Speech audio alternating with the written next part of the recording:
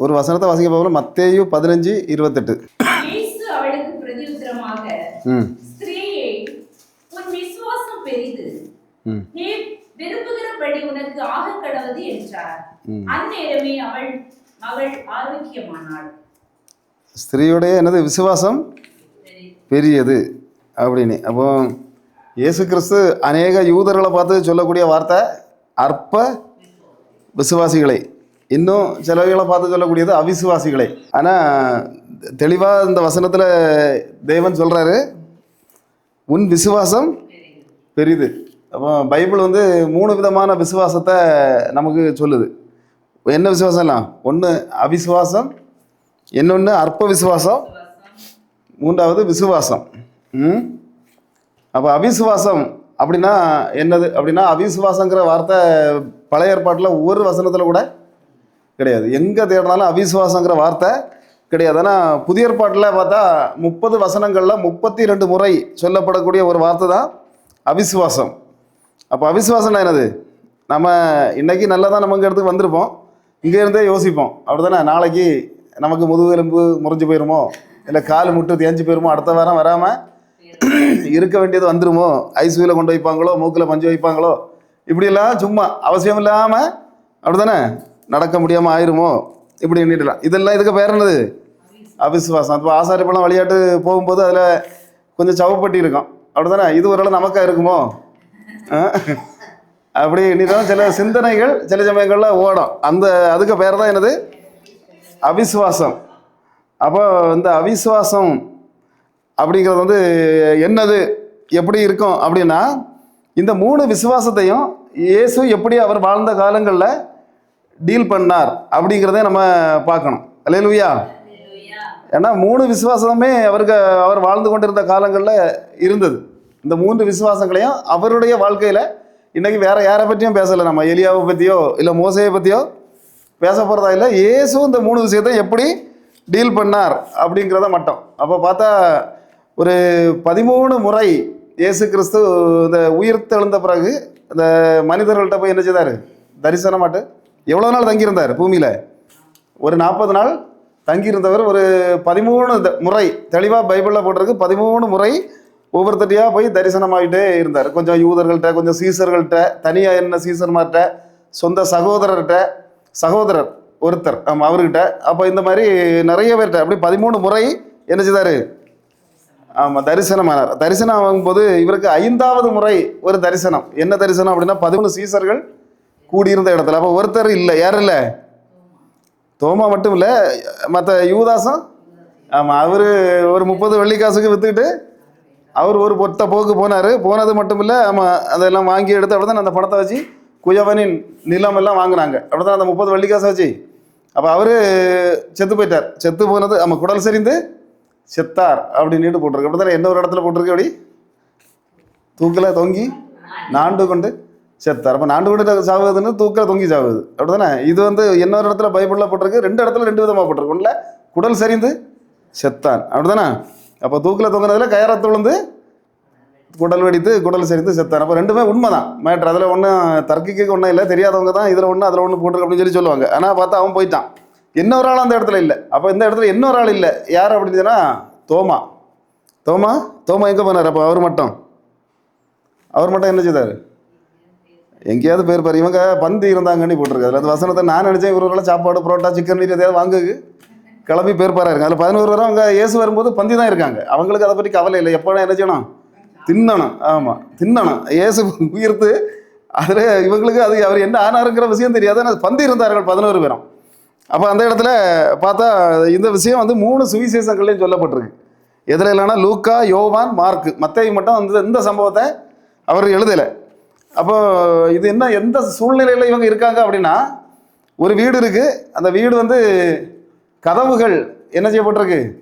நல்லா பூட்டப்பட்டு கதவுகள் பூட்டப்பட்டு இருக்குது. அப்போ தரிசனம் ஆனபோது இதில் என்ன நடக்குது அப்படின்னு சொன்னால், இவங்களுக்கு வந்து என்ன செய்யலை? இயேசுங்கிறத நம்பலை. அப்போ நம்பலை அப்படின்னு சொன்னால், இதுக்கு முன்னையும் இயேசு 4 முறை தரிசனம் ஏற்கனவே ஆயிருந்தார். இது வந்து 5வது முறை தான். இப்போ 4 முறை அப்படின்னு சொன்னால், ஒன்று யார்? முதல்ல மகதலேன் மரியாள். ரெண்டாவது இன்னும் கொஞ்சம் பெண்கள் கூட அப்படிதானே, அந்த நாசரேத்துக்கு போயாச்சு அப்படின்ட்டு சொன்ன உடனே அவங்க சீசர்கிட்ட சொன்ன போன பெண்கள். அப்போ அவங்க ரெண்டாவது. மூணாவது யாருன்னா பேதுருவுக்கு தனியாக, அவர் தனியாட்டு தரிசனம் ஆனப்புறம் தான் அடுத்தது இந்த எம்மாவு சீசர்கள் 2 பேருக்கு. இந்த 4 சம்பவம் நடந்த பிறகு தான் அந்த 11 பேருக்கு இவர் தரிசனமாகிறார். அப்போ பார்த்தா அதுக்கு முன்ன அப்போ இந்த கூட்டத்துக்குள்ளே யாரெல்லாம் இருக்கா அப்படின்னு சொன்னால் பேதுரு இயேசுவை ஏற்கனவே ஒரு தடவை பார்த்தாச்சு. எம்மாவில் உள்ள சீசர்கள் 2 பேரும் ஒரு தடவை இயேசுவை பார்த்தாச்சு. அப்போ இவங்க எல்லாம் அந்த கூட்டத்தில் இருக்க தான் செய்யாங்க. ஆனாலும் என்ன செய்யலை, இயேசு தாண்டி திரும்ப வந்து 5வது முறை வரும்போது இவங்களுக்கு நம்பிக்கை இல்லை. நமக்கும் இந்த மாதிரிப்பட்ட நம்பிக்கைகள் என்ன செய்யாது, அடிக்கடி இல்லாமல் போயிடும். அதில் மட்டும் இல்லை, இயேசு வந்து வாழ்ந்து கொண்டு இருந்த காலங்களில் ஒரு 7 முறை சொன்னார், நான் இறந்து மரித்து என்ன செய்வேன், 3வது நாள் உயிர்த்தெழுவேன். 1-2 இடங்கள் இல்லை, 7 இடங்களில் சொல்லியிருந்தார். அந்த 7 இடங்கள்லேயும் அந்த அண்ணமாரு கூட உண்டு. ஆனாலும் அந்த அண்ணமாருக்கு என்ன செய்யலை, அண்ணமாருக்கு ஒரு கொஞ்சமும் மனசில் ஒரு எண்ணமே வரல. அதுக்கப்புறம் தனித்தனியாட்டு சந்திச்சிருக்கிறாரு. யார பேதுருவை பார்த்துருக்கிறாரு, 2 எம்மாவு சீசர்களை பார்த்துருக்கிறாரு. எல்லாம் பார்த்த பிறகு இவங்க 2 பேரும் எல்லாம் நினச்சிட்டு என்ன இருந்தாங்க, இது இயேசு கண்டிப்பாட்டு இல்லை அப்படின்னு. அதெல்லாம் போட்டிருக்கு. இவங்க அந்த வசனங்களை வாசித்து பார்த்தா தெரியும், போஜன பந்தி இருந்தார்கள். இவங்களுக்கு இயேசுவை பற்றியெல்லாம் ஒரு கவலையும் இல்லை. அப்படித்தானே, 3 நாள் தான் ஆயிருக்கு. நல்ல சாப்பாடு, புரோட்டாயம் சிக்கனே என்னத்தை வச்சு தின்னாங்கன்னு தெரியாது. தின்னுக்கிட்டு இருக்கும்போது ஒரு ஆள் வாங்க தான் போனாருன்னு தான் நான் நினைக்கிறேன். எனக்கு இது தோமா அந்த இடத்துல இல்லைன்னா கண்டிப்பாக அந்த ஆள் என்ன செய்திருப்பாரு, ஆமாம் சாப்பாடு ஒரு ஆள் வாங்க தான் பேருப்பாராக இருக்கும். அப்போ இவரும் அங்கே போயாச்சு. சரி, போயிட்டு வந்த உடனே இவர்கிட்ட சொன்னாங்க, எப்படி இன்னார் வந்துட்டு போனா ஒன்றையும் நல்லா தேடினாரு அப்படின்னு சொன்னால் ஐயா நான் நம்ப மாட்டேன். அப்படி தானே இவர் சொன்னது. இந்த கதையெல்லாம் நீங்கள் கனவுல கண்டிருப்பீங்களா இருக்கும், இல்லைன்னா வேற ஏதாவது நடந்திருக்கு பாருங்க. நான் என்ன செய்ய மாட்டேன், என்ன வந்தாலும் நான் நம்ப மாட்டேன். நான் நம்பணும்னா 3 டிமாண்டு, 3 காரியம் சொல்கிறாரு. 1, ஆணி காயத்தை நான் என்ன செய்யணும், கண்ணு கொண்டு காணணும். 2வது காயத்தில் விரலை போடணும். 3வது விழாவில் கையையும் போடணுமா. முதல்ல காயத்தில் விரலை தான் போடணுமா.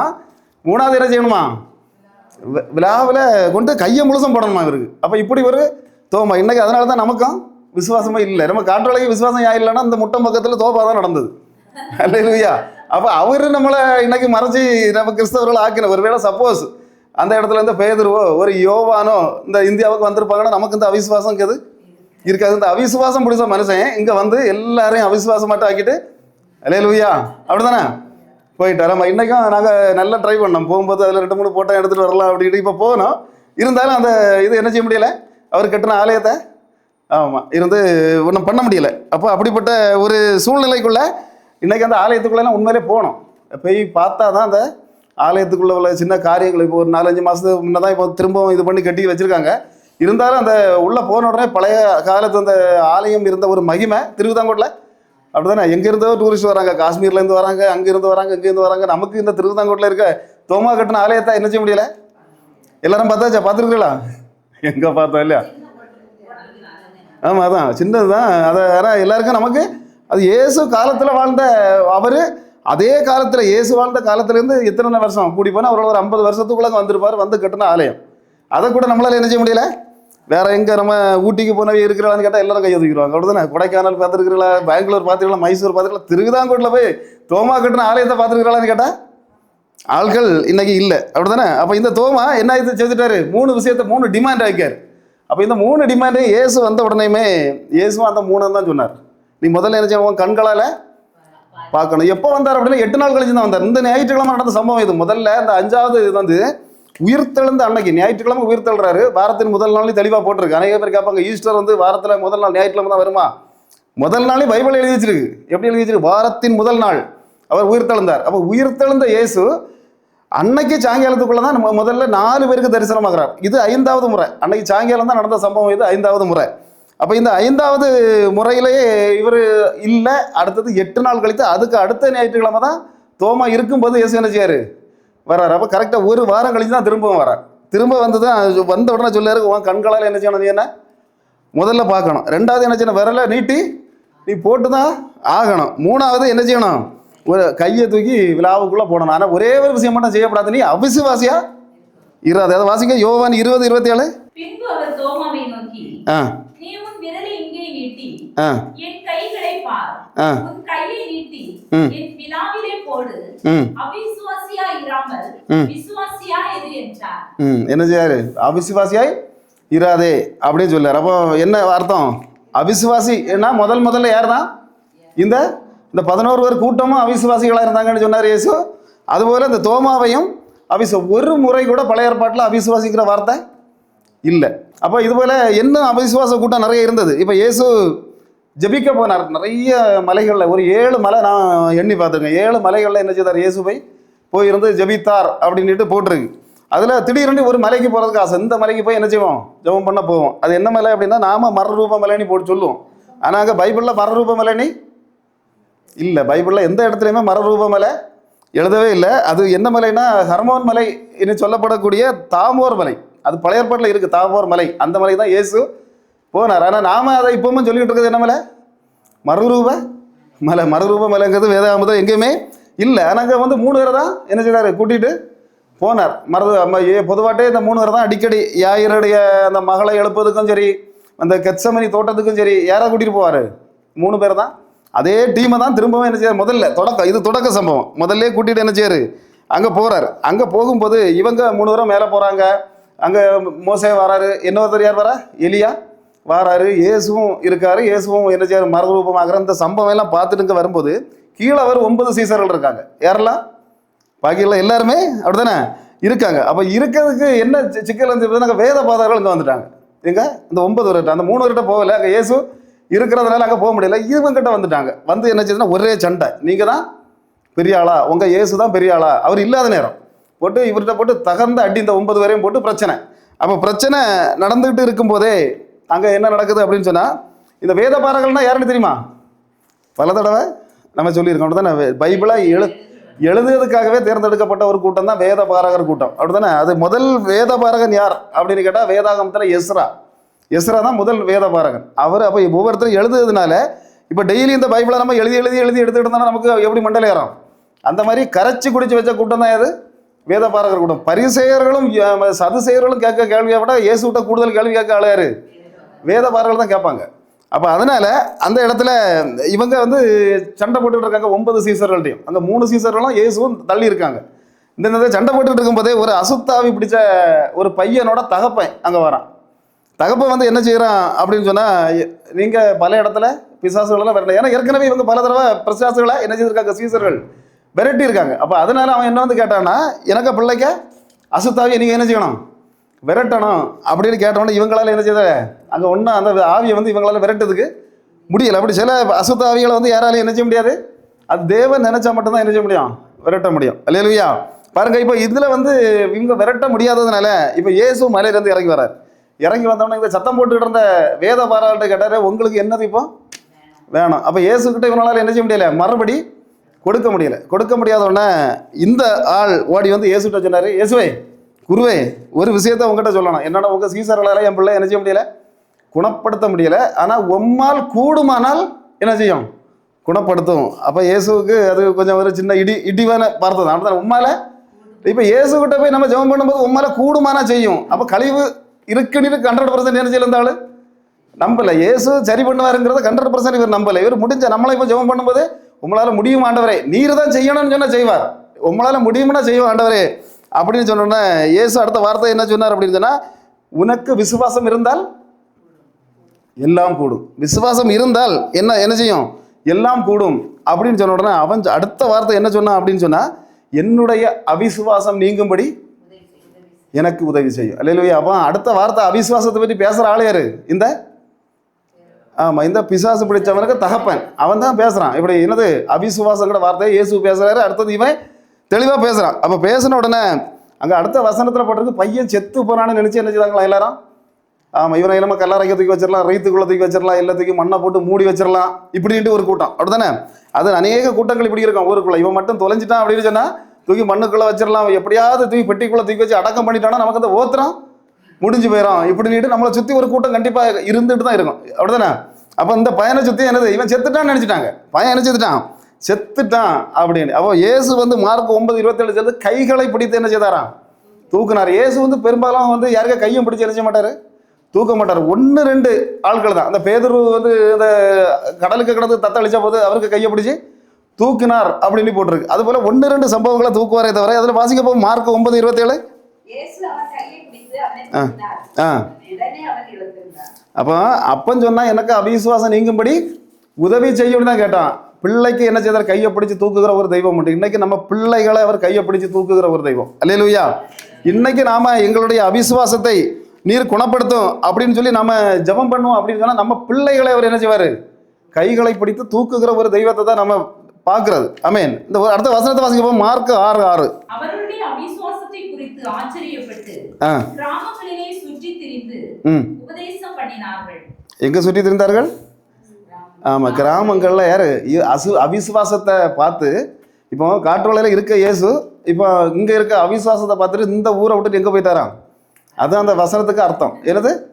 காட்டுவலையில சரியில்லை அப்படின்னு இப்போ பின்னக்காட்டில் இருக்க சைடு எல்லாம் கொல்லாம் போல இருக்கு அப்படின்னு இயேசு என்ன செய்றாரு? மணவளை கொல்லாம், வெள்ளிச்சந்தை கொல்லாம், செதுவு கொல்லாம், எல்லாம் கொல்லாம். காட்டுவலை இப்போ சரியில்லைன்னு வெளியே போயிட்டார். அப்போ எந்த ஊர் அதுங்கிறது நமக்கு முதல்ல தெரியும். அது காட்டுவலையா இல்லை சரலா இல்லை பின்னக்காடு தானா? ஒருவேளை பின்னக்காட்டில் இருந்தால் தப்பி வெளியே ஓடினாராங்கிறத நம்ம என்ன செய்யணும்? முதல்ல அறியணும். அப்போ இயேசு வாழ்ந்து கொண்டிருந்த காலங்களில் 3 ஸ்டேட், அதாவது நம்ம இந்தியாவில் பார்த்துக்கிட்டோம் ஸ்டேட் இருக்கு. எத்தனை? 28. அங்கே இஸ்ரேலில் எத்தனை ஸ்டேட் இருந்து? 3 ஸ்டேட் இருந்து. ஒன்று யூதேயா, இன்னொன்று கலிலேயா, இன்னொன்று சமாரியா. அப்போ 3 ஸ்டேட். இதெல்லாம் மறக்கப்படாது எப்பவுமே. அப்போ பார்த்தா இயேசு எங்கே பிறந்தார் அப்படின்னா யூதேயாவில் பிறக்கிறார். யூதேயாவில் பெத்லகேமில் பிறக்கிறார். அப்போ பெத்லகேமில் பிறந்த உடனே ஏரோது என்ன செய்கிறான்? எப்படியாவது இருந்தாலும் தீர்த்து கட்டிடணும் அப்படின்னு முயற்சி பண்ணும்போது தூதன் வந்து எச்சரிக்கிறான், நீ என்ன செய்யணும்? கொண்டு போயிட்டு எகிப்துக்கு போயிடணும். அப்போ எகிப்துக்கு போயிடணும் அப்படின்னு சொன்ன உடனே எகிப்துக்கு என்ன செய்யறாங்க? கொண்டு போகிறாங்க. அங்கே 2 வயசு வரை இருந்தாரா, 3 வயசு வரை இருந்தாராங்கிறது விஷயம் தெரியல. திடீர்னு அங்கே நியூஸ் போகுது. தேவன் நினைச்சாரு, கனவுல பேசினாராம். கனவுல எப்படி பேசுறாரு? அந்த ஏரோது செத்து போயிட்டான், நீ என்ன செய், திரும்பவா. ஆனால் இன்னொரு விஷயம், ஏரோதை விட அவனுடைய மகன் அர்க்கமலேமியு, அவன் எப்படிப்பட்டவன்? ரொம்ப டேஞ்சர். அல்லேலூயா. என்னது? அவனை விட இவன் என்னது? கையில் தொடாவாத கேஸ். அதனால அங்கே போயிடப்படாது. எங்கே போயிடப்படாது? அங்கே ஆட்சி செய்து கொண்டிருந்த இடம் எது? யூதேயாவை ஆட்சி கொண்டு இருந்தவன் ஏரோது. அப்போ மற்ற இன்னொருத்தன் ஆட்சி செய்யக்கூடிய இடத்துக்கு நீங்க போகலாம் அப்படின்னு சொன்னால் எந்த இடம் அப்படின்னு சொன்னால் மரியாளுடைய ஊர். இயேசுவின் தாய் மரியாளுடைய ஊர் அது நாசரேத். அப்பாவுடைய ஊர் தான் யூதேயா. ஆமாம், இது வந்து நாசரேத்து. அப்போ நாசரேத்து வந்து கலிலியாவில் இருக்கக்கூடிய இடம். அப்போ என்ன செய்கிறாங்க? இங்கே வராங்க. அது ஏன் இங்கே வந்தாங்கன்னா, அதுக்கு முன்னாலே பல இடங்கள்ல சொல்லப்பட்டிருந்தது நாசரேத்துக்காரர் எனப்படுவார். இயேசு எப்படி போயப்படுவார்? ஒரு நாளும் யூதேயாக்காரனையோ இல்லை சமாரியாக்காரனையோ அவர் அறியப்படவே மாட்டார். நாசரேத்துக்காரனையோ அறியப்படுவார் என்று பல தீர்க்கதரிசிகள் 700-800 வருஷத்துக்கு முன்னே சொல்லி வச்சிருந்தாங்க. அதனால இவர் என்ன செய்தார்? அங்கே போய் அங்கே வளர்றாரு அப்படின்னு சொன்னால், ஏன்னா எனக்கு தெரிஞ்சு 25 வருஷமாக அங்கே தான் வந்திருப்பார். இயேசு 30 வயசு ஏற்கனவே ஒரு இப்போ 5 வயசில் அங்கேருந்து இங்கே கொண்டு வந்தாலும் அதுக்கு பிறகு கண்டிப்பாக அது 5 வயசுக்கு மேலே தான் அங்கேருந்து வந்திருப்பார். 5 வயசில் வந்தாலும் கிட்டத்தட்ட 25 வருஷம் எங்கே தான் வளர்ந்துருக்காரு? நாசரேத்தில் தான் வளர்ந்துருக்கிறாரு. நாசரேத்தில் வளர்ந்துருக்கிறாரு. இடைக்கிட்ட தான் எப்போது யூதேயாவுக்கு போகிறாரு. சமாரியாவில் ஏற்றவே இல்லை. அப்போ இப்படிப்பட்ட சூழ்நிலைகள் இருந்திருக்கும் போது இவருக்கு ஒரு ஆசை, என்ன செய்யணும்? ஜெப ஆலயத்தில் போய் பிரசங்கம் பண்ணணும். அப்போ ஜெப ஆலயத்தில் அப்படின்னு போட்டிருக்கு. ஜெப ஆலயம்னா என்ன அப்படின்னா, ஆலயம் இல்லை. ஆலயங்கிறது எங்கே இருந்தது? எருசலேம். யூதேயாவில் எருசலேமில் மட்டும்தான் யார் கட்டின ஆலயம் அப்படின்னு சொன்னால் ஏரோது ராஜா கட்டி வச்சிருந்த ஆலயம். அதே நேரத்தில் சமாரியாவில் ஆலயம் இருந்தது, கெராசின் மலைக்கு மேலே. அது எங்கன்னா அவங்க கட்டி வச்சிருந்த ஆலயம். அந்த 2 தான் ஆலயம். இல்லாமல் ஆலயங்கிறது என்னது இல்லை. இல்லாமல் இந்த இயேசு போய் பிரசங்கம் பண்ணின இடங்கள் எல்லாமே எதுதான்? ஜெப ஆலயங்கள், சினகோக்கள்னு சொல்லுவாங்க. அந்த ஜெப ஆலயங்களை இப்படி இது மாதிரி ஒரு சின்ன வீட்டுக்குள்ளே சின்ன சின்ன இடங்களில் வச்சு செய்யக்கூடியதா ஜெப ஆலயங்கள். அப்போ ஜெப ஆலயங்களில் தான் இயேசு கிறிஸ்து அநேக பிரசங்கங்களை பண்ணினார். அப்போ அந்த இடத்துல போய் இவர் பிரசங்கம் பண்ணிட்டு நிற்கும் போது தான் திடீர்னுட்டு அங்கே இருந்த கூட்டம் வந்து சொல்லிச்சு, இந்த ஆள் மரியாளுடைய, ஏன்னா இவனுக்கு மரியாதை தான் தெரியும், யாரை தெரியாது? யோசேப்பு அதிகம் மட்டும் இந்த பையர்களுக்கு கூட தெரியும். இப்போ யோசேப்புக்கு மகன் சொல்லுவாங்க. எப்போ சொல்லுவாங்கன்னா, இவர் யூதேயாவில் போய் பிரசங்கம் பண்ணும்போது அவங்க எப்பவும் சொல்ல வார்த்தை யோசேப்புக்கு மகன். அவனும் நக்கலாக தான் பேசுவான். ஆனால் இந்த இடத்துக்காரங்க என்ன சொன்னாங்க அப்படின்னு சொன்னால், மரியாளின் அந்த மார்க் 6:3 வாசிக்க பார்க்கலாம். கூட பிறந்த அண்ணன் தம்பி 4 பேருக்கு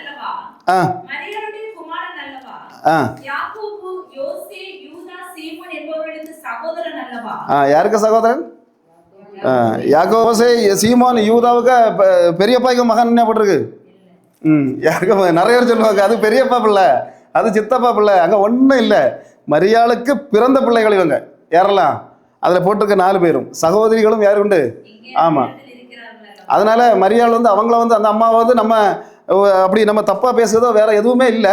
தெளிவாட்டு பைபிள் சொல்லுது எப்படி அவங்களுக்கு குழந்தைகள் இருந்தாங்க. அதுக்கப்புறம் இயேசுக்கு பிறகு குழந்தைகள் இருந்தாங்கன்னு சொல்லுது. வெக்கக்கேடான விஷயம் ஒன்றும் ஒரு இடமும் கிடையாது. அது இன்னொரு வசனத்திலையும் கூட தெளிவாக மத்தேயுவிலும் சொல்லப்படும். அப்போ 4 பேருக்கு பேரும்.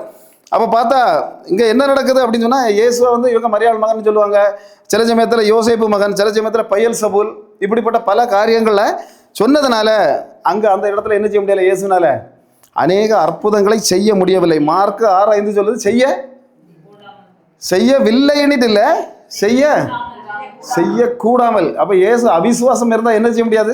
இயேசுவால கூட என்ன செய்ய முடியாது? அற்புதங்கள் செய்ய முடியாது அப்படின்னு தான் வேதாகமும் சொல்லுது. அல்லேலூயா. அப்போ என்னது இருக்கக்கூடாது? அவிசுவாசம் இருக்கக்கூடாது. பார்த்தா இந்த பைபிளில் இயேசு கிறிஸ்து 37 அற்புத அடையாளங்களை செய்தார் அப்படின்ட்டு பைபிளில் நம்ம என்னன்னா தெரியும். அங்கே எழுதலை 37ன்னுட்டு நம்ம எண்ணணும். எப்படி என்ன செய்யணும்? இருந்து இயேசு எதெல்லாம் செய்திருக்கிறார். சில சமயத்தில் 2 புத்தகத்தில் ஒரே அற்புத அடையாளத்தை எழுதி வச்சிருக்கோம். உடனே அதை 2 எண்ணிட்டு கிடந்தான்னா நிறைய வந்துடும். ஆமாம், அப்படிலாம் எண்ணப்படாது.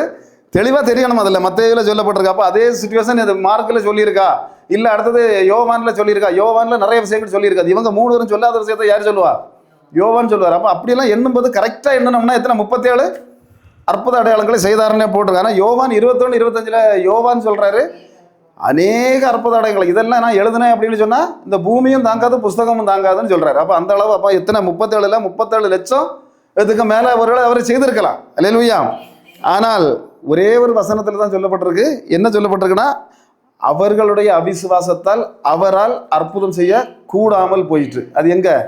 அவர் வளர்ந்த கிட்டத்தட்ட 25 வருஷத்துக்கு மேலே வளர்ந்த சொந்த ஊரில் அவரால் என்ன செய்ய முடியலை? அற்புதங்கள் செய்ய முடியவில்லை. அப்போ சரி, அப்போ என்னது பார்த்துட்டோம் முதல்ல? இப்போ நம்ம என்ன அதோட நடத்திடலாம். அது என்ன பார்த்தோம்? அவிசுவாசத்தை பார்த்து முடிச்சிட்டோம். அப்போ தானே அவிசுவாசம்னா என்ன? அப்போ இயேசு இந்த அவிசுவாசிகள்கிட்ட எப்படி டீல் பண்ணார் என்ன நிறைய பேசிட்டோம்னா ரொம்ப நேரம் போயிடும். அடுத்த ஒரு விசுவாசம் என்னது? அற்ப விசுவாசம். அப்படி தானே? அற்ப விசுவாசத்தையும் நீங்கள் பைபிளில் தேடினா பழைய ஏற்பாட்டில் ஒரு இடத்துல கூட அற்ப விசுவாசம் ஒரு இடத்துல கூட இல்லை. பைபிளில் 4 வசனங்கள் தான் இருக்குது. ஒன்று மத்தேயுவில் 3 முறை எழுதப்பட்டிருக்கு, லூக்காயில் 1 முறை, டோட்டல் 4 முறை மட்டும்தான் என்னது எழுதப்பட்டிருக்கு? ஆமாம், 4 முறையுமே ஒரே ஒரு நபர் தான் சொல்கிறாரு, அது இயேசு கிறிஸ்து மட்டும்தான். இந்த அற்ப விசுவாசங்கிற வார்த்தையை இயேசு மட்டும்தான் சொல்கிறாரு, வேற யாருமே இந்த வார்த்தையை யூஸ் பண்ணவும் இல்லை வேதாகமம் முழுவதும். மத்தேயு 8:26 வச்சுக்க பார்க்கலாம். அதற்கு அவர், அற்ப விசுவாசிகளே, ஏன் பயப்படுகிறீர்கள் என்று சொல்லி எடுத்து காற்றையும் கடலையும் அதட்டினார். உடனே மிகுந்த அமைதல் உண்டாயிற்று. என்ன சொல்றாரு? யார சொன்னது? அற்ப விசுவாசிகள் யார சொல்றாரு? கூட இருந்த 3 வயசுகளுக்கு கூட இருந்து சாப்பிட்டு தூங்கி சிக்கன் புரோட்டா மட்டன் எல்லாமே சாப்பிட்ட ஆட்கள் தான் யார்? இப்போ அற்ப விசுவாசி. வேற யாரும் சொல்லல, பிசாசை பார்த்து சொல்லலை இயேசு, கூட இருந்த கூட்டத்தை பார்த்து தான் சொல்லாரு அற்ப விசுவாசிகளே. அல்லேலூயா. இது என்னன்னா, மலை பிரசங்கம் கழிஞ்சு வெளியே கீழே வராரு. மலையிலேருந்து பிரசங்கம் பண்ணிட்டு கீழே வந்துட்டு இருக்காரு. கீழே வந்த உடனே முதல் மிராக்கள் என்ன அப்படின்னு சொன்னா, குஷ்டரோகியை முதல்ல சுத்தப்படுத்துறாரு. 2வது 100க்கு அதிபதி வந்து ஒரு வார்த்தை சொல்றான், ஆண்டவரே நீர் வந்தாலும் ஒன்று தான், உங்களுடைய வார்த்தை வந்தாலும் ஒன்று தான், நீரெல்லாம் தயவு செய்து வீட்டு பக்கத்தில் வந்துடாதே, அதுக்கெல்லாம் தகுதியே இல்லைன்னுட்டான். அப்படிதானே? அது ஒரு இதில் போட்டிருக்கு அப்படின்னா அந்த இடத்துல நீ போட்டிருக்கு. இன்னொரு இடத்துல இயேசு நடந்து அவனுடைய வீடு வரை போனார்னு போட்டிருக்கு. பக்கத்து வரைக்கும் போயிட்டார். அங்கே நின்றுட்டு சொன்னா, என்ன வந்தாலும் என் வீட்டுக்கு வந்துடாதே ஆண்டவரே, அதுக்கு நான் தகுதியே இல்லை அப்படின்ட்டு ஒரு வார்த்தை சொன்னான். அது 2வது. சரி, அந்த 100க்கு அதிபதிக்க பிள்ளையா. 3வது பேதுருவின் மாமியாரை என்ன செய்யறாரு? காய்ச்சல்ல இருந்து குணப்படுத்தினார். 3 ஒரே நேரத்தில் பரிசை நடக்குது. அண்ணமார் அவ்வளோ 3ஐயும் பார்த்துக்கிட்டு இருந்தாங்க. அப்போ பார்த்துக்கிட்டு இருந்த உடனே அங்கே ஜனக்கூட்டம் கூட்டிட்டு 3 அற்புதம், பெரிய அற்புதம் நடந்தாச்சு. ஜனக்கூட்டம் கூட்டிட்டு கூடனோட சொன்னார், தப்பி என்ன செய்திருங்க நீங்கள் படகுல ஏறி ஒத்த ஓட்டமாட்டு என்ன செய்திருங்க படகு. இயேசுக்கு நிறைய நேரங்களில் என்னது ஒரு அற்புதம் நடக்கும் அப்படின்னு சொன்னால் உடனே டக்குன்னு படகு ஏறி ஒன்றில் கிணசரத்துக்கு போவார், இல்லைன்னா கப்பறவங்க போவார், எங்கேயாவது என்ன செய்வார் போவார். அது நம்ம பைபிளில் நிறைய இடங்களில் பார்த்தா தெரியும். அப்போ இதில் ஏறியாச்சு. அப்போ ஏறி இருக்கும்போது அந்த பக்கத்தில் யாருன்னா ஒருத்தன் கல்லறைக்குள்ளே என்ன செய்துட்டு நடக்கா, மாஸ்கையும் கட்டிக்கிட்டு, அப்படி தானே மாஸ்கை கட்டிட்டு கண்ட செருப்பையும் தூக்கி தோளில் போட்டுக்கிட்டு அப்படி மாலையாக போட்டுக்கிட்டு வாரவனையும் போகிறோம் கல்லால் கீறி கொண்டு இருந்தான். உடம்பு முழுசாக என்ன செய்துட்டான்? கல்லால் கீறி கொண்டு இருந்தால் அந்த பிசாசு. அப்போ ஒரு பிசாசை வந்து துரத்துக்கு இயேசு போனார். இயேசு போகும்போது இங்கே என்ன பிரச்சனை? கடலில் வச்சு இவரை தீர்த்துடலான்ட்டு பிசாசு கத்திட்டோம். கடல் என்ன செய்தது? கொந்தளிச்ச உடனே கூட இருந்தவங்களும் என்ன செய்துட்டாங்க? கொந்தளிச்சு, ஆண்டவரே ஏற்கனவே கண்ணால் அப்போ தான் 3 அற்புத அடையாளங்களை பார்த்துட்டு யாரும் இருக்கிறாங்க, இவங்களுக்கு என்ன அப்படின்னு சொன்னால் நல்ல உறக்கத்தில் இருக்கிறாரு போல இருக்கு இயேசு. அப்படி தானே? இயேசு உறங்குவாரா? இயேசு ஆமாம், இஸ்ரவேலை காக்கும் தேவன் தூங்குவதும் இல்லை, ஆமாம் உறங்குவதும் இல்லை. இவங்க என்ன நினைச்சாங்கன்னா நல்ல நித்திரையாக இருக்கார் போல இருக்கு அப்படின்னு சொல்லி கிட்ட போயிட்டு கொஞ்சம் சொரிஞ்சாங்க. அப்படி தானே? உடனே தானே அற்ப விசுவாசிகளே என்ன செய்தாரு? அற்ப விசுவாசம்னா என்னது? அற்ப விசுவாசம்னா எப்படி இருக்குன்னா, முன்னாடிலாம் வானிலையில் சொல்லுவாங்க, மழை பெய்யவும் செய்யும் பெய்யாமலும் இருக்கும். இதுக்கு ஒன்று சொல்ல வேண்டிய அவசியம் உண்டா? ரேடியோவை மெனக்கிட்டு ஆன் பண்ணி வச்சுக்கிட்டு மழை பெய்யானும், நாங்கள் கேரளாவில் இருக்கும்போது அங்கே தான் சூப்பராக சொல்லுவாங்க, மழை பெய்யானும் பெய்யாது இருக்கானும் சாத்தியதை உண்டு.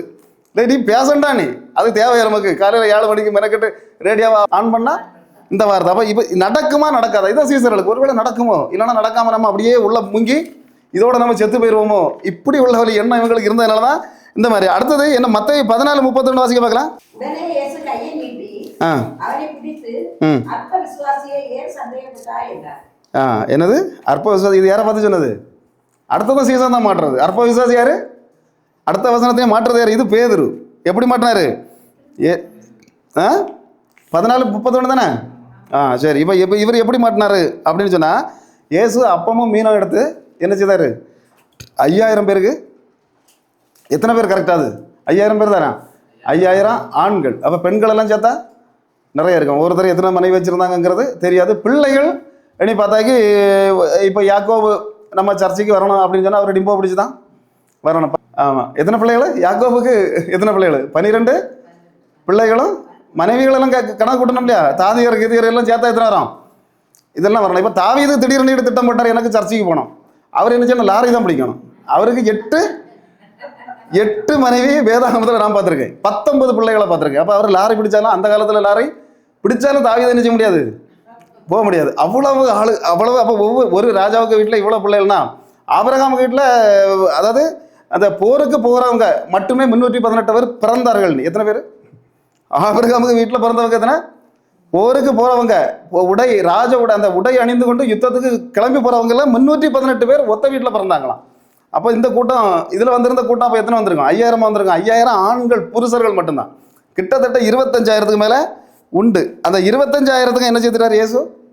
சாப்பாடை கொடுத்து திருப்தியாட்டு. ஆமாம், திருப்தியாட்டு அனுப்புவார். சீசர்கள் வந்து சொன்னாங்க, ஆண்டவரை அனுப்பிவிடும் ஆண்டவரே என்று சொன்னாங்க. அனுப்பி விடணும்னா இவர் வந்து அந்த வனாந்தரத்தில் இருக்கவங்களை அனுப்பி சும்மா விடுகிற ஆண்டவர் இல்லையான்னா, அந்த வசனத்துக்கு பலத்தில் இவங்க நிற்காங்க.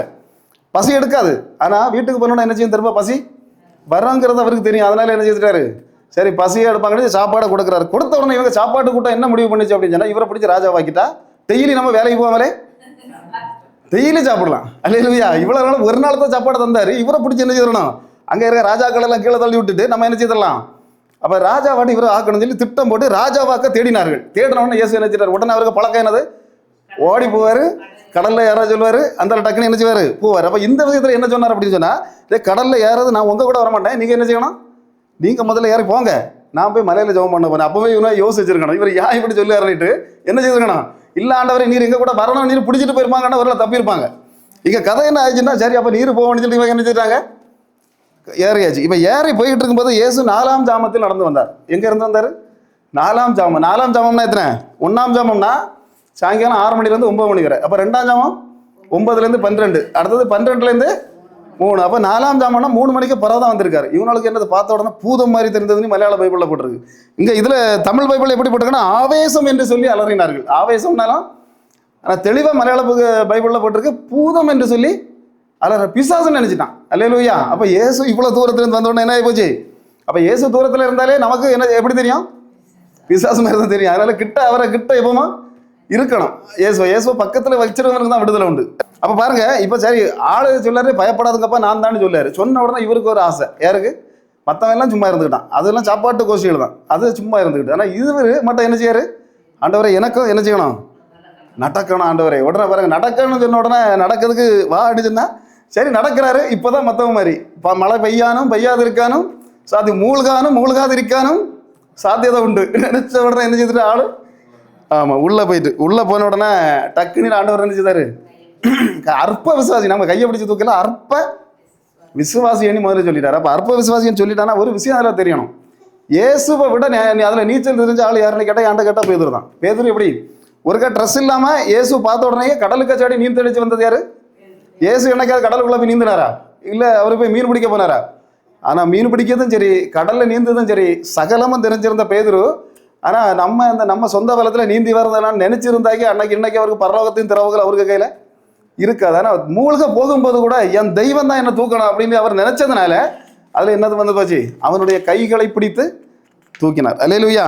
இன்னைக்கும் நம்ம சொல்றது என்னன்னா, இயேசுகிட்ட நெருங்கி இருந்துக்கிட்டு நீர் மட்டும்தான் எனக்கு டாக்டர் என்ன தூக்குவார், அவர் தூக்குவார், இவர் தூக்குவார், வைத்தியர் தூக்குவார் அப்படின்னு சொன்னால் டாக்டர் கடைசியில் என்ன சொல்லுவார்?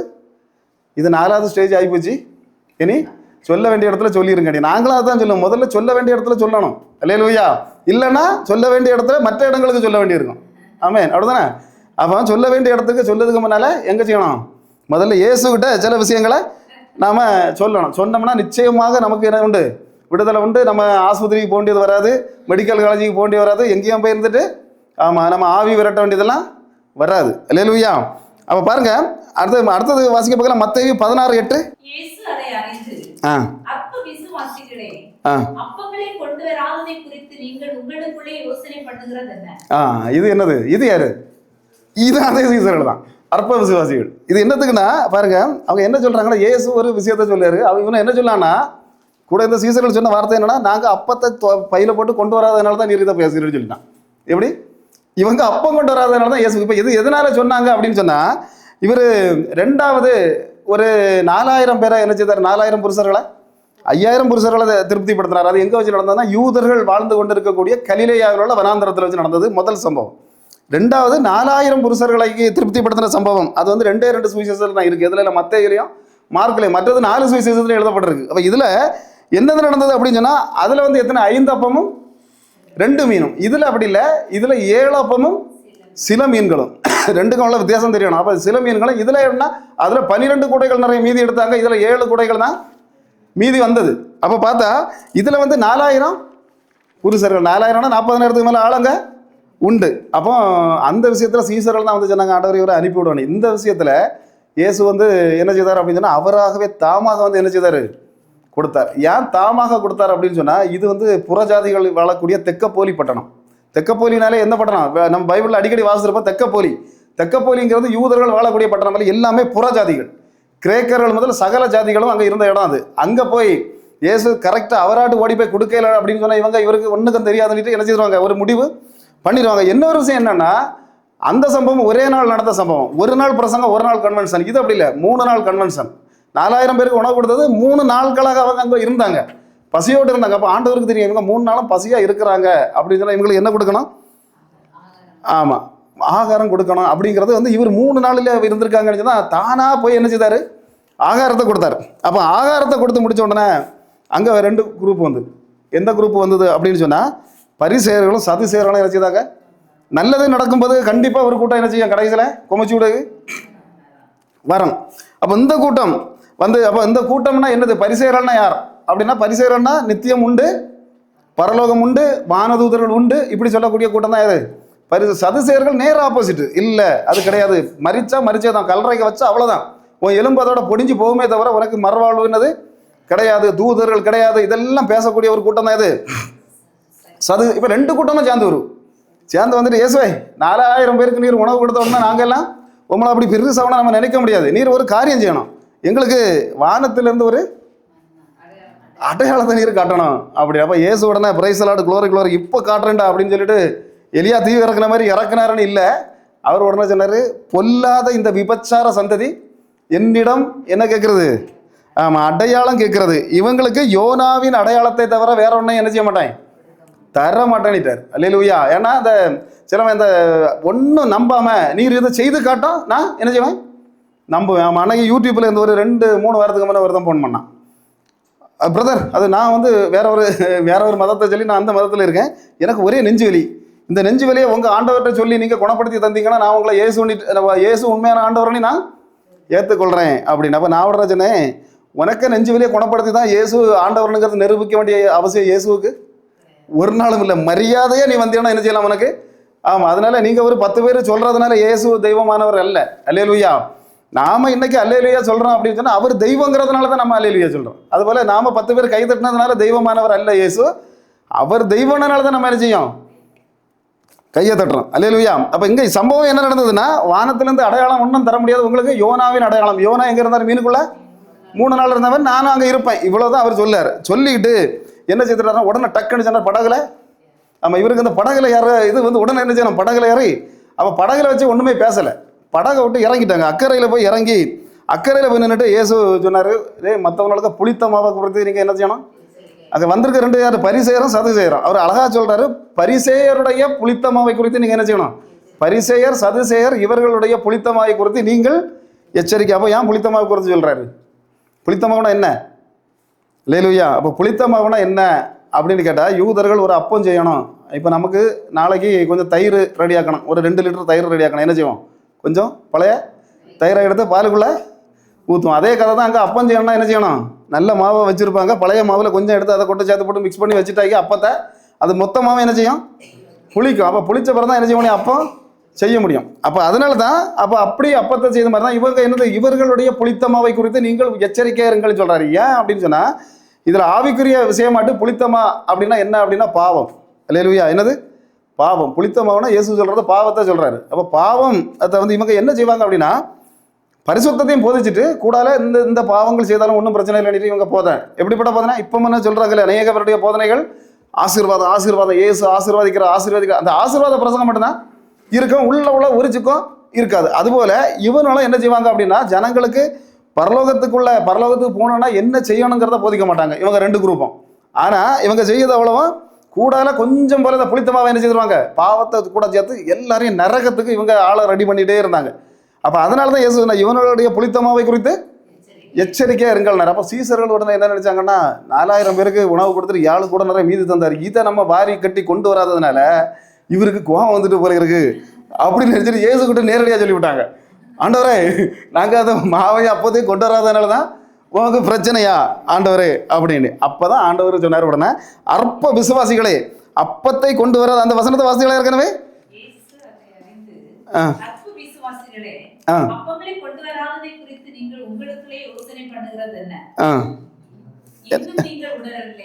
என்ன நீங்கள் உணரலையா? ஏன்னா கொஞ்ச நாளைக்கு முன்னால தான் 5000 புருஷர்கள் திருப்தியாக சாப்பிட்டு போனதை பார்த்துருக்காங்க.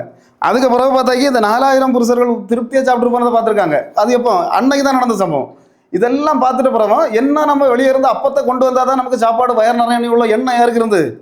இவங்களுக்கு இருந்து. அதனால தான் அவங்க இவர் இயேசு கோவப்படுறாரு. அவர் வந்து ஜீவா, அப்போ எந்த இடத்துல இருந்தாலும் அவங்களுக்கு பசிக்கு அவருக்கு கொடுக்க இயேசுவுக்கு முடியும். அல்லேலூயா. அப்போ பாருங்க, இப்படிப்பட்ட சில விஷயங்களை எல்லாம் பார்க்கும்போது தான் அற்ப விசுவாசிகளை, அதுபோல லூக்கா 12:28 அற்ப விசுவாசிகளையும் சொன்னார். அதை வாசிக்க பார்க்கலாம்.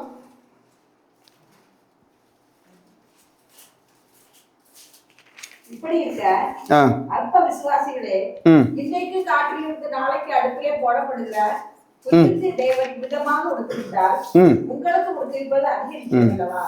இது கலிலேயா பகுதியில் நடந்தது. கலிலேயானா இயேசு வாழ்ந்த நாசரேத்துல இயேசு பிரசங்கம் பண்ணாருனாலே கூட்டம் என்ன செய்யும்? பயங்கர கூட்டமா இருக்கும். அதில் போட்டால் வசனத்தில் போட்டிருக்கு, அந்த 14-15 வசனத்தில் மிதிக்கத்தக்க ஜனம். எப்படி மிதிக்கத்தக்க ஜனம்னா என்ன? ஒருத்தன் தூக்கிப்பட்டு சவுட்டு ஜனம் இல்லை. அதாவது அங்கே இருக்கும்போதே ஒருத்தன் மிதிச்சுட்டு தான் இருக்க முடியும். அந்த அளவு கூட்டம் என்ன செய்துட்டு இயேசுக்கு பிரசங்கத்தை கேட்க வந்துட்டு. அப்போ இந்த ஜனம் வந்தது, பாதி ஜனம் எதுக்குன்னா சாப்பாடு. அப்போ இந்த ஜனம் எதுக்கு வர்றது அப்படின்னு சொன்னால் மேக்சிமம் சாப்பாடு கிடைக்கும் ஒன்று. நம்ம 2வது என்னன்னா, இயேசுவை முழுமையாக நம்பி வந்த ஜனம் இல்லை. அப்போ இந்த ஜனத்துக்கிட்ட தான் இயேசு வந்து ஒரு பெரிய பிரசங்கமே நடத்தும் போது ஒரு வார்த்தை இடையில சொன்னார். ஒரு மதிகேடனுடைய ஒரு ஊமையை சொன்னார். ஐஸ்வர்யவான் ஒருத்தன் என்ன செய்தான், நல்லா போய் அப்படி நல்ல விளைச்சல்ல போட்டு விதைச்சி எடுத்து விளைச்சி வயலெல்லாம் எப்படி வளர்ந்து நிற்கும். இப்போ நினைக்கிறான் என்னன்னா, எனக்கு இந்த களஞ்சியத்தில் சேர்த்து வைக்கிறதுக்கு அவ்வளோ பெரிய களஞ்சியம் இல்லை, நான் இப்போமே இடித்து பெரிய களஞ்சியத்தை கட்டி எனக்கு ஆத்மாவிட்ட போய் நீ புசித்து உண்டு குடித்து களிப்பாயிரு என்று சொல்லுவேன் அப்படின்ட்டு அவன் என்ன செய்ய மனசுக்குள்ளே சொல்லிக்கிட்டு பெரிய ஒரு களஞ்சியத்தை கட்டுறதுக்கு இவன் ரெடி ஆகிறான். அப்போ தான் தேவன் என்ன சொல்றார், மதிகேடனே இன்னையோட உனக்கு ஆத்மா என்னட்ட இடத்துக்கு கொள்ளப்பட்டா நீ அடுத்தது என்ன செய்வாய். அப்போ இது வந்து தப்பு மாதிரி எனக்கு மனசுக்குள்ளேயும் தோணலை. அவன் செய்தது தப்பா? இப்போ அடுத்தது நம்ம பிள்ளைகளை கொண்டு ஸ்கூலில் சேர்க்கணும். அதுக்கு என்ன செய்யணும்? முதல்ல இல்லை இப்போ சேர்க்கணும்னா என்ன செய்யணும்? பணம் சேர்க்கறது மட்டும் இல்லை, இப்போ அட்மிஷன் போடணுமா படண்டாமா? அட்மிஷன் போட்டவன மதிகடனே நீ செத்து போயிடுவான்னு சொன்னால் என்ன அர்த்தம்?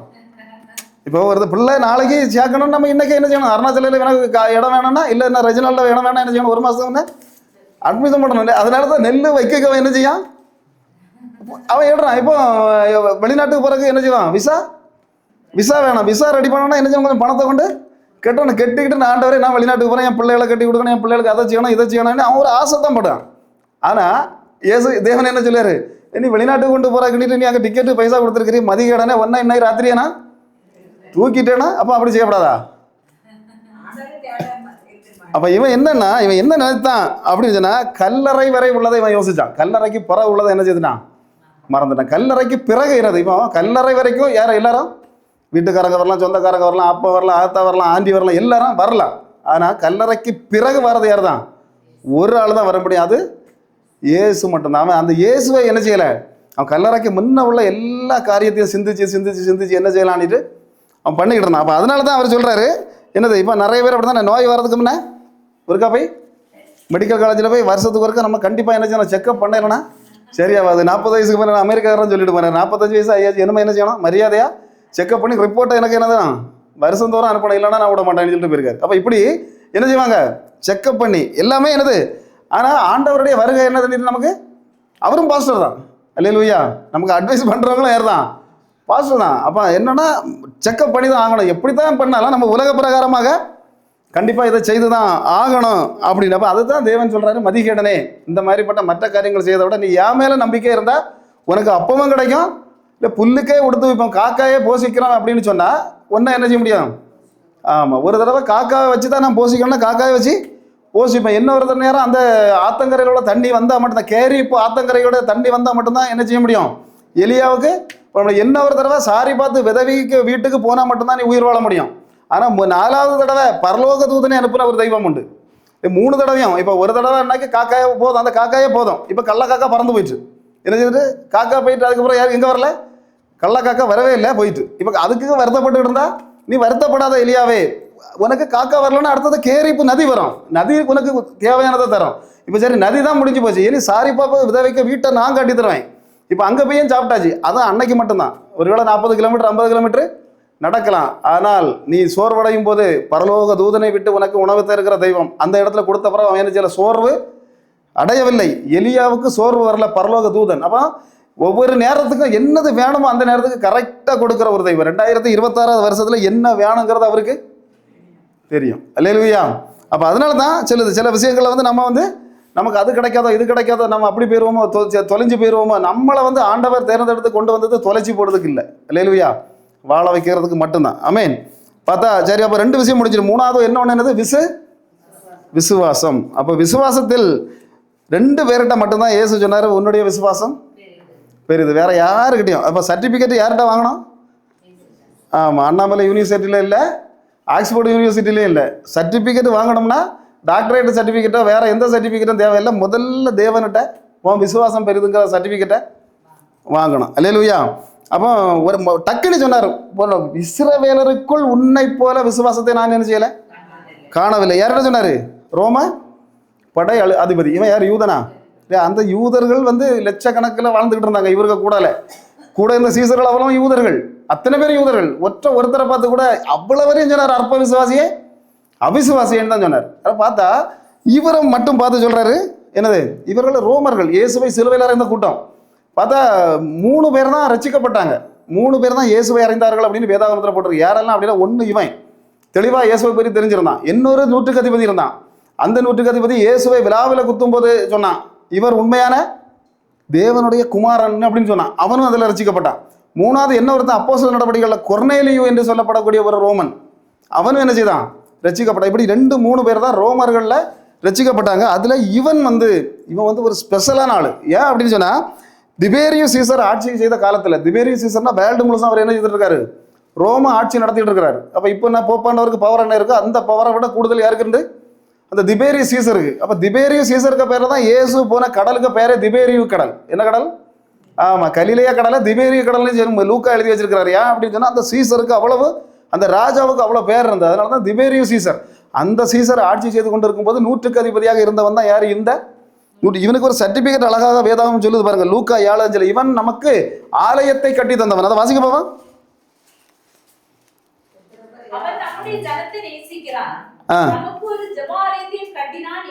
யார் கட்டினா? இந்த 100க்கு அதிபதி கட்டி கொடுத்துருக்கான். நான் எனக்கு இதை படிச்ச உடனே நான் இவ்வளவு நாள் இதை வாசிக்கவே இல்லை. நான் எப்படியோ அது பைபிளை திருடும் போது ஆண்டவர் தெளிவாத வாசின்னு சொல்லி அதை பாருங்க, திரும்பவும் அதை வாசிக்கும் போது இந்த 100க்கு அதிபதி என்ன செய்திருக்கான், ஏற்கனவே ஜெபாலயத்தை இந்த ஜனங்களுக்கு கட்டி கொடுத்த 100க்கு அதிபதி தான் வந்து சொல்றான், என்னுடைய, அவன் வந்து கூட சொல்லலை, வேலைக்காரர்களை அனுப்பி தான் சொல்றான், என்னுடைய வேலைக்காரன் என்ன செய்திருக்கான்.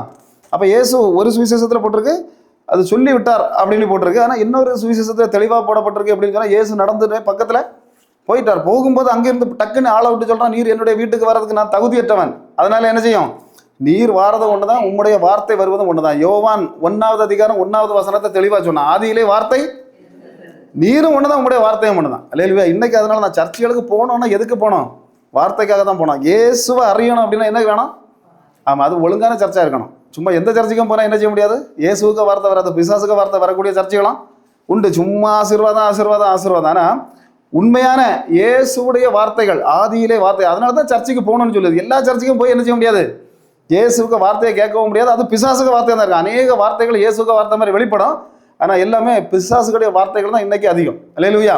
அப்போ பாருங்க, அவன் தெளிவாக அறிந்திருந்து சொன்னான். சொன்ன வார்த்தையினால அவன் ரட்சிக்கப்பட்டான். உன்னுடைய விசுவாசம் பெரியதுன்னு சொன்னார். அதுபோல அடுத்தது என்ன ஒரு ஆள்கிட்ட சொன்னார். யார்கிட்ட சொன்னார்?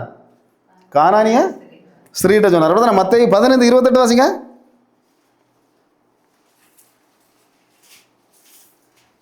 இயேசு அவளுக்கு பிரதியுத்தரமாக, ஸ்திரீயே, உன் விசுவாசம் பெரிது, நீ விரும்புகிறபடி உனக்கு ஆகக் கடவது என்றார்.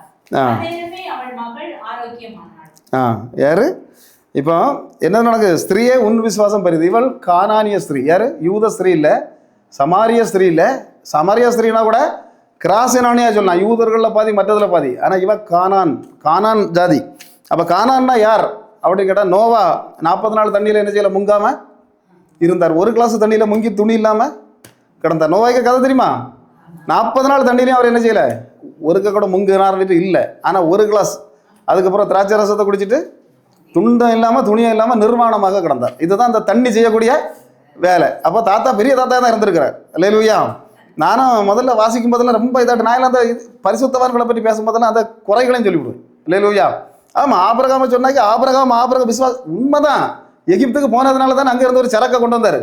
அல்லேலூயா. யாரு அங்கே என்ன போட்டு வச்சிருக்கு? இங்கே நம்ம இதில் போட்டிருக்கு, வேலைக்காரணி போட்டிருக்கு. அங்கே மலையாள பைபிளில் தெளிவாக எழுதப்பட்டிருக்கிறது. யார? ஒரு விபச்சாரியை கொண்டு வந்தாரு போட்டிருக்கு. அங்கே யார? ஆகார். அதனால தான் டேனாச்சு இஸ்மவேல் கொண்டு நீ போனியன்னா, சொல்லாத இடத்துக்கு நீ போனியன்னா என்னது வரும்? உன் கூட ஆகார் வருவா. ஆகார் வந்தால் ஒரு துஷ்ட ஜாதி உனக்கு பறக்கிற ஜாதி எப்படி இருக்கும்? இன்னைக்கு வரைக்கும் 48 நாடுகளுக்கு மேலே நாடுகளில் இருந்து கொண்டு இன்னைக்கு இஸ்ரவேலை முழுசாக அடித்து நாசம் பண்ணதுக்கு துடிக்கிற ஜாதி அது யாருனால உண்டானது? ஒரு சின்ன பஞ்சம் தான். சின்ன பஞ்சம் கானானில் உண்டாதனால ஆள் என்ன செய்தார்? எகிப்துக்கு போனார். அங்கே எகிப்துக்கு போய் அங்கே இருந்து ஒரு சரக்கை கொண்டு வந்தார். இங்கே ஒரு சரக்கு பிறந்தது. கடைசியில் பார்த்தா எல்லாம் மொத்தம் சேர்த்து க்ளோஸ் பண்ணிட்டாங்க. அதனால தான் பைபிள் மாறினது. அல்லேலூயா. அப்போ இப்படிப்பட்ட எல்லாரையும் அப்படி தான். மோசையை பார்த்தா மோசைக்கு பின் காரியங்களும் உண்டு. மோசைக்க காரியங்களை பார்த்தாக்கி நீ பாறையில் போய் என்ன செய் பேசணும்னு சொன்னால் கம்பெடுத்து விளாசிட்டாரு. கையில் கொடுத்தது 2 முறை கொடுக்குறார் தேவன். என்னத்த? பலகையை. தேவன் கையால் கொடுத்த கற்பலகை அடித்து உடச்சி தூளாக்குன ஒரு மனுஷன். அப்போ மோசை பயங்கரமான, இயேசு கிறிஸ்துவுக்கு அடுத்து பெரிய ஊழியக்காரன் மோசை. ஆனால் அவருக்கு பின்னால் என்ன இருந்தது? அதனால தான் பவுல் எபிரேயரில் சொல்கிறார், 16 பேருக்கு பெயரை சொல்கிறார்.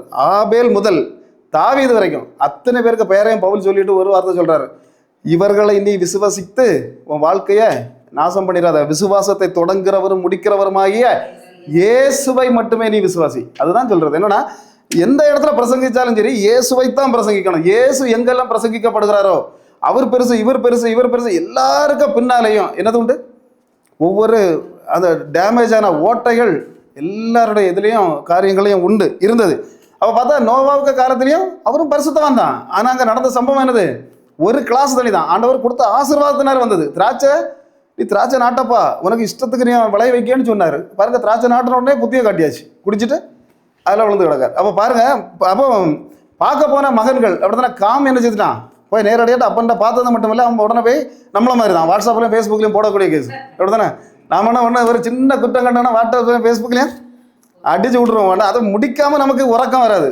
4 பேர் அரைஞ்சானா தான் என்ன செய்யும், நம்மளால உறங்க முடியும். அது வரை முடிஞ்சளவு செய்வோம். இவன் அப்படிப்பட்டவன் வாட்ஸ்அப்பில் அந்த டக் பண்ணி வாட்ஸ்அப்பில் அனுப்பிட்டான். 2 அண்ணமா இருக்குது, அப்போ என்ன கிடக்காரு அப்படின்னு பறிச்சு அவன் கவனமாக வந்தான். அவன் என்ன செய்தான்னா, துணியை பிடிச்சிட்டு அப்படி பின்னாலே வந்து அப்பனுடைய நிர்வாணத்தை பார்க்காம மூடிட்டு, அவங்களுக்கு தெரியும் சாமம் விழுந்துனா எப்படி இருக்கும் அப்படிங்கிறது அவங்களுக்கு தெரியும். இவன் அப்படி இல்லை. அதில் வந்து வாட்ஸ்அப் கேஸ், வாட்ஸ்அப்பை நோண்டி சொல்லிட்டு மாட்டிக்கிட்டான். மாட்டினதுனால சாபம் வாங்கினது அவன் இல்லை, அவனுக்கு பிள்ளைகள் சாபம் வாங்கினாங்க. யாரு? இப்போ நோவா தாத்தா பயங்கர தாத்தா. இவர் என்ன செய்திருக்கணும்? பார்த்தா இல்லை நீ நாசமாக போடான்னு சொல்லியிருக்கணும். இவர் என்ன செய்னாரு?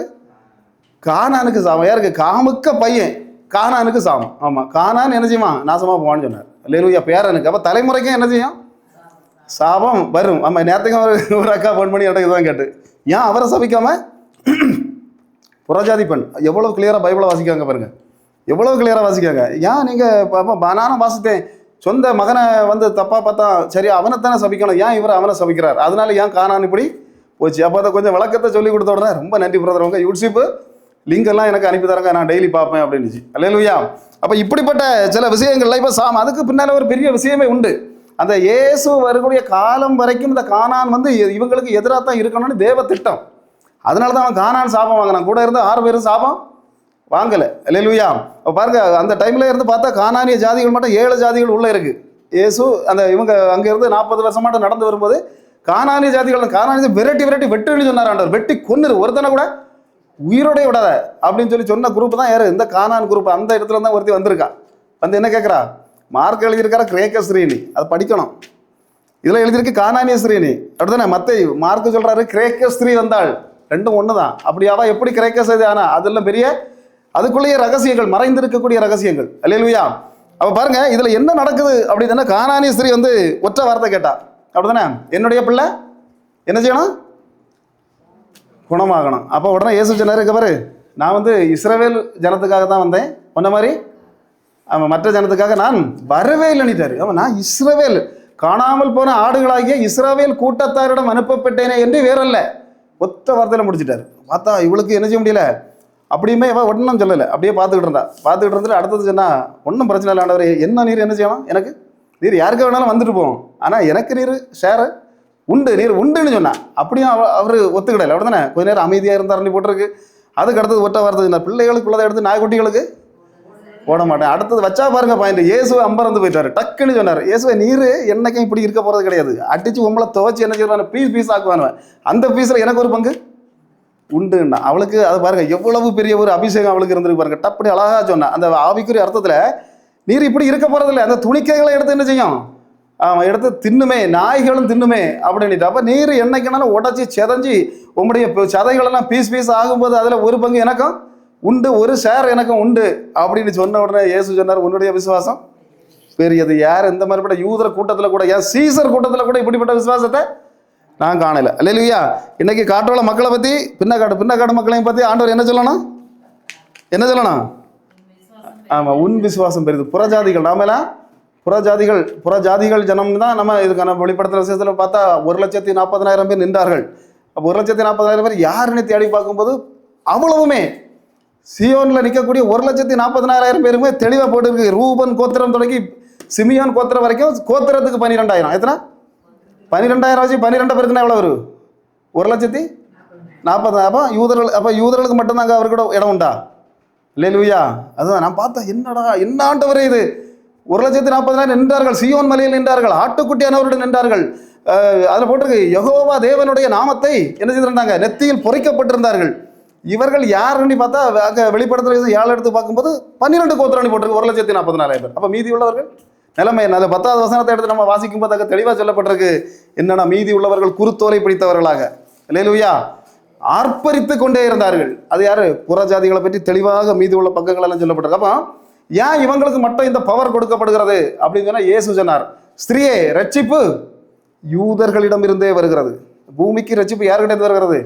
ஆபிரகாம்கிட்ட இயேசு சொன்னார், தேவன் சொன்னார் ஆபிரகாம்கிட்ட, உனக்குள் சகல வம்சங்களும் ஆசீர்வதிக்கப்படும். அவனுடைய வம்சங்கள் மூலமாகத்தான் என்ன செய்ய முடியும், உலகம் முழுசதுக்கும் ஆசீர்வாதம் முடியும். அதனால தான் இயேசு யூதாவின் ராஜசிங்கம், யூதாவின் சிங்கமாக இயேசு வந்தார். அப்ப இயேசுவே தெளிவாக சொன்னார், என்ன சொன்னார்? அந்த சமாரிய ஸ்திரீயிடம், நீங்களும் அறிந்து கொள்ளாததை தொழுது கொள்கிறீர்கள். யாரு? அவ கேட்டா, நாங்க எருசலேமில் நீங்க எருசலேமில் வணங்குறீங்க, நாங்க கிராசி மலைக்கு மேல நாங்க வணங்கிட்டு இருக்கோம், இதுல எது சரி ஆண்டவரை சொல்லும் ஆண்டவர்? யாரு? சமாரியா. அவளும் அடுத்த ஜாதி. அவ அழகா கேட்கிறா கொஸ்டின். இயேசு சொன்னாரு, நாங்கள் அறிந்ததை தொழுது கொள்கிறோம், நீங்கள் அறியாததை தொழுது கொள்கிறீர்கள். அல்லேலூயா.